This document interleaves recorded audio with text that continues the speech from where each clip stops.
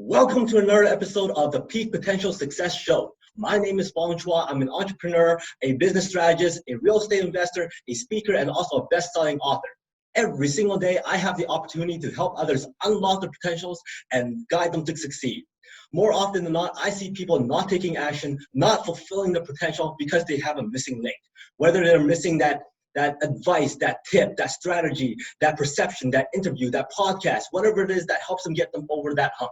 That's why I have this show, so that every single week when you watch this show, you unlock your potential, you maintain that success, you reach a higher peak potential, and then you are able to achieve goals that you've never even dreamed of. Today, I am very, very excited and very thrilled to have this next big special guest. He is somebody I've been very fortunate to have known for the last 10 years, and he has completely changed my life forever. He is a serial entrepreneur. He is a real estate investor, a private equity investor. He's the #1 platform speaker. He is also the #1 crypto king. He's the #1 world's wealth and business coach. Basically, whatever he touches, he's the #1 in. He is the best-selling author of the book Millionaire Underdog. And of course, he is Mr. J.T. Foxx. Dude, you ran out of breath, man. You look like me. You're wearing my tie. I'm wearing normal clothes because we're quarantined. I mean, I think you're like, what? I think I think it's gonna give you some oxygen, brother. It's all good. You got lots of credibility that I gotta showcase on here, eh?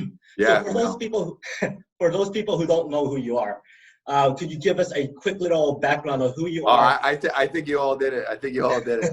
Or how you got where you are. I think there's nothing I can add to that intro. So yeah, serial entrepreneur, world's #1 wealth and business coach. Was born in Canada.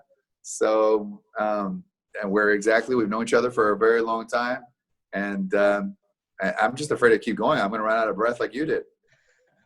Well, basically, over all these years where I've been to your events, met you, seen you live, I tell lots of people that you're basically like the artist Michelangelo.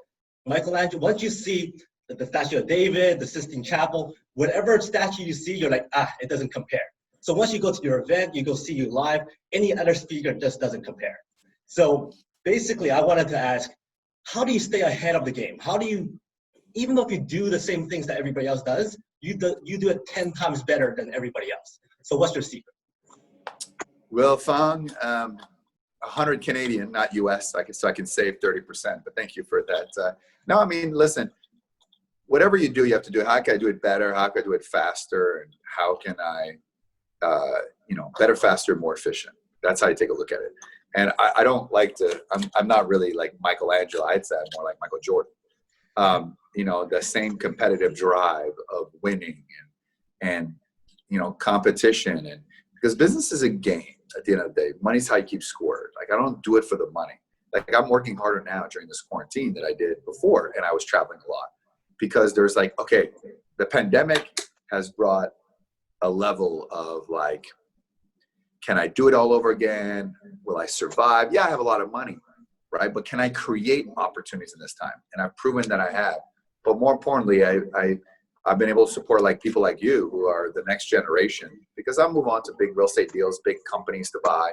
And, you represent, the current generation, even though we're not that far up in age, but, you bring you're so forward, more thinking than people. I mean, you and I were on stage together 45 days ago in Edmonton to 5,000 people. And it's just the last speech that I did was with you. Yep. And you got to meet Arnold Schwarzenegger and everything. So like, that's how different the world has been. That just seems like it's forever. And I think I think there's one thing I've learned in life. I think before people like, go here and go here. I'm like, nah, I don't want to. I'm gonna stay at home. I don't want to go. Or now I'll be like, yeah, I'd go anywhere, but I can't. But I'd go anywhere. You hear all day long the sirens, since the ambulance going in there, and 4 blocks from the hospital downtown Chicago, and it puts things in perspective of, the world we live in today. It's crazy. So, but now is the time to change, to reimprove, to sharpen, to be more grateful. It should be a time we should come together, but that's not happening because of social distancing. I think people are feeling more lonely and apart than they ever did. Right. But now it's time for the second act, whether everybody's listening here, your second act, my second act, right? And for some people it's third, fourth act, right? Because they haven't gotten right. but this is a rebirth, and we're all the same at the end of this. What I mean is your experience means nothing. We're all starting at the exact same starting line. Yeah.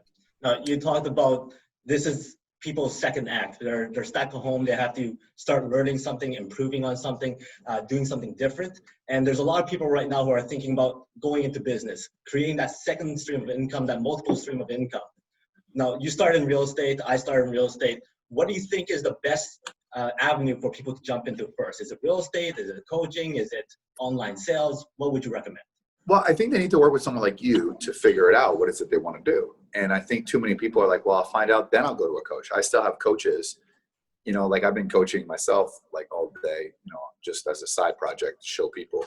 But a lot of people don't know what they don't know. Like they want this and they end up doing that. Or they, you know, I had some lady who was just joking around on my live and she was, you know, she was selling sex toys online.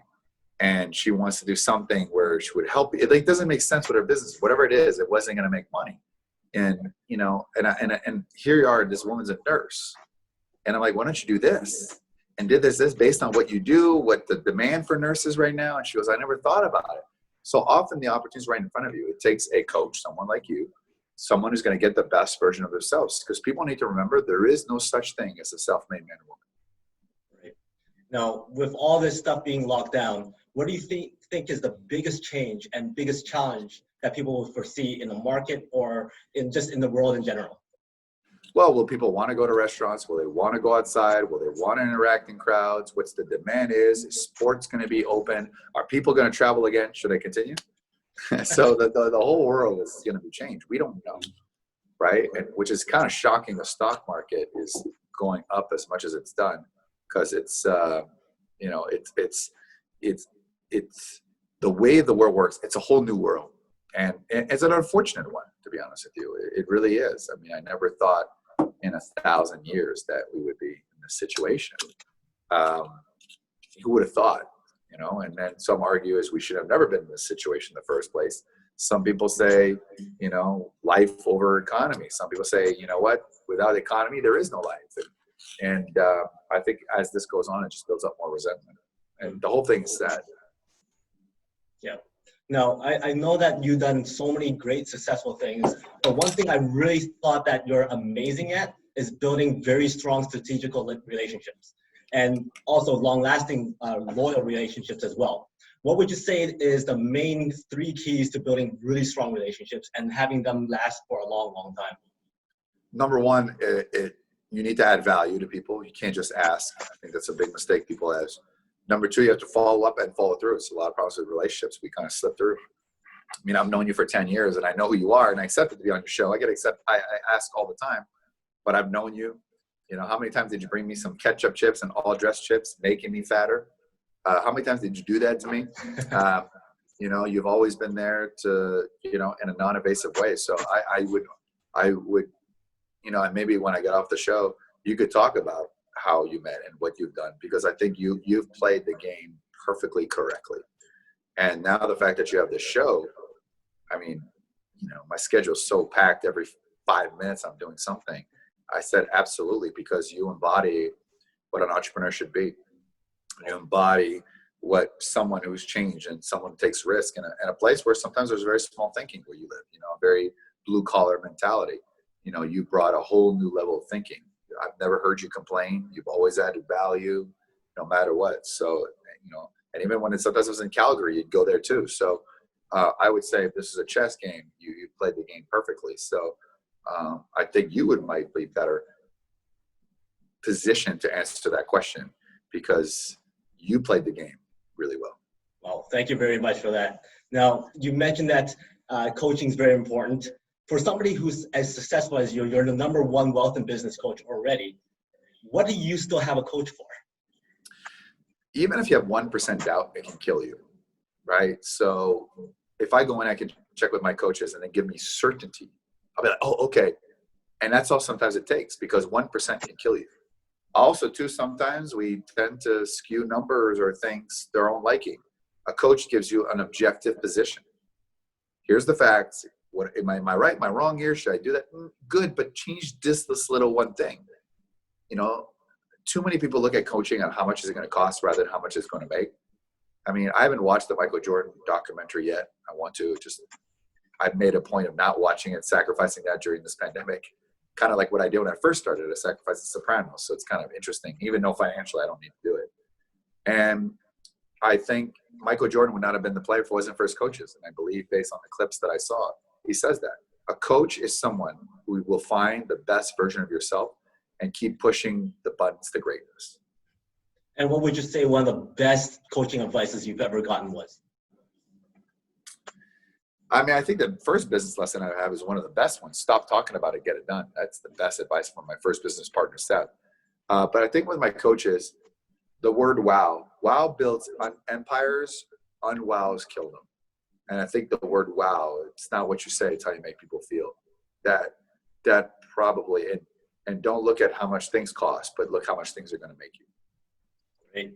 Now, with regards to everything that you already succeeded with and all the great things that's coming about, what would you say you would do differently if you could start all over again? Nothing, because I'm living it now. I mean, now it's kind of like starting over, not financially, but you put the work ethic, ambition, commitment, persistence, drive, loyalty, doing whatever it takes on the phone, emailing, calling, doing meetings, doing all that. I'm doing exactly what I did 10 years ago all over again. And, you know, I'm hitting record numbers in a time. And by the way, but I've had to work really hard, which I didn't have to. You know, because to me, I make a lot of money passively without working, but it's not real because I can't see it. I can't, you know what I mean? It doesn't, like, I feel guilty if I'm not doing something. So that's the irony about that. Well, thank you very much for all these great insights. Some quick little one-word answers. If you get to pick between winning the 100-meter dash, gold medal, the Stanley Cup, or the Super Bowl, what would you rather win? Super Bowl. Nando's versus Swiss Chalet. Nando's. And how about Batman, Ironman? Batman. Awesome. Hello, I'm Batman. Those Perfect. movies are good. Those Batman movies are good. The three, not the Ben Affleck one. I like Bruce Wayne. I like the idea of being a billionaire with a cape. Do you see yourself more like a Bruce Wayne than Tony Stark? Yes, because Tony Stark is a technology guy. Like, he's more like an Elon Musk. I have no technological or physics or understanding robots. I'm Bruce Wayne. It's, you know, I'm just, you know. Yeah. I just want to be like Mike. Well, be like Mike.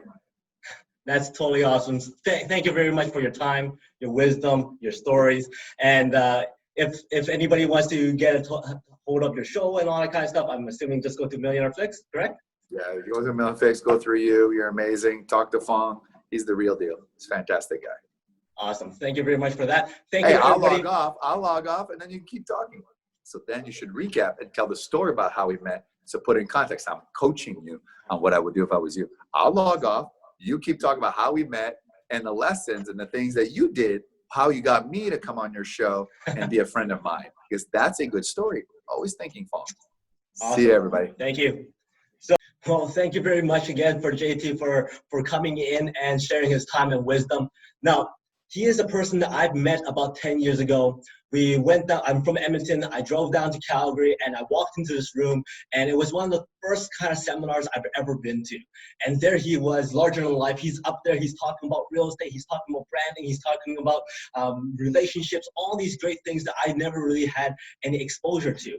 And that was when I realized I was missing something. I had some real estate background, I had some technical knowledge about houses and then cash flowing properties and all that great stuff, but I was stuck in a rut. And that's when JT really opened up for me. He explained to me that, you know what, you have to treat real estate like a business. You have to treat everything else like a business in order for you to succeed. And that's when I really go, that's what I needed. That's when I got a coach. That was when I started joining him and following him all around the world. And it's been a great 10 years because throughout these 10 years, I've learned stuff about, wow, I've been to his house. I've been to great events. I've met some incredible individuals like Schwarzenegger and Wozniak and Wahlberg. All this was was only possible because of JT Foxx.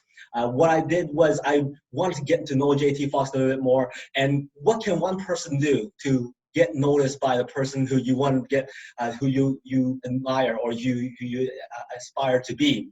And in order to get noticed, I made sure that his staff knew who we were. I made sure that his right-hand man and Reggie knew who I was. And throughout all these years, I've become very good friends with Reggie Batts. I became very good friends with some of the staff members of the JT Foxx organization.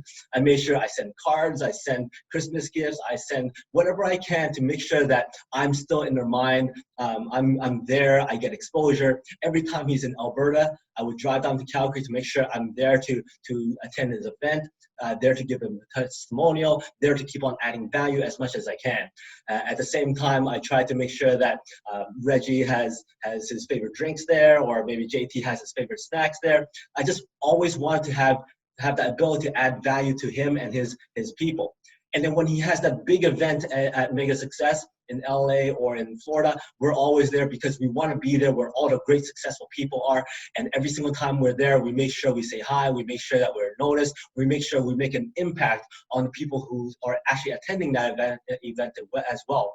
So all this time, all I'm thinking about is add value, add value, add value, and maybe he'll notice. And throughout the years, he has noticed that we've added value. He has noticed that we've been loyal for almost 10 years now, and he's been able to help us for a lot of things, and it's been an amazing ride.